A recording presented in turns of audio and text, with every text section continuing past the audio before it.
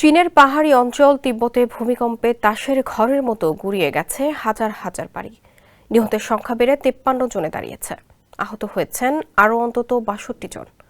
মঙ্গলবার সকালে সেখানে 7.1 মাত্রার শক্তিশালী ভূমিকম্প আঘাত হানে। তবে মৃতের সংখ্যা আরও বাড়তে পারে বলে শঙ্কা করা হচ্ছে। যুক্তরাষ্ট্রের ভূতত্ত্ব জরিপ সংস্থা ইউএসজিএস জানিয়েছে, তিব্বতের শিগাতেস শহরে সকাল 9টার দিকে শক্তিশালী ভূমিকম্পে কেঁপে ওঠে। মাটির মাত্র 10 কিলোমিটার গভীরে এটি সংগঠিত হয়।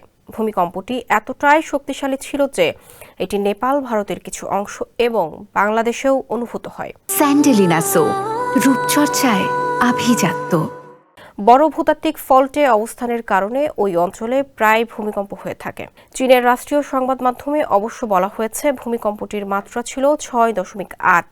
এটির আঘাতে অন্তত 1000 ঘরবাড়ি ক্ষতিগ্রস্ত হয়েছে বলে উল্লেখ করেছে তারা। ক্ষতিগ্রস্ত এলাকায় উদ্ধার অভিযানে নেমেছে চীনের বিমান বাহিনী। এতে ড্রোন ব্যবহার করা হচ্ছে।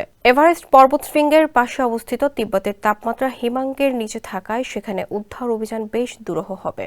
স্থানীয় সময় বেলা 10টা পর্যন্ত একাধিক আফটার শক আসে বলে শিনহুয়া জানিয়েছে। সরকারি ব্রডকাস্টার সিসিটিভি জানিয়েছে, ডিংরি কাউন্টি ও তার আশপাশের এলাকা খুবই ক্ষতিগ্রস্ত হয়েছে। বহু বাড়ি ভেঙে পড়েছে।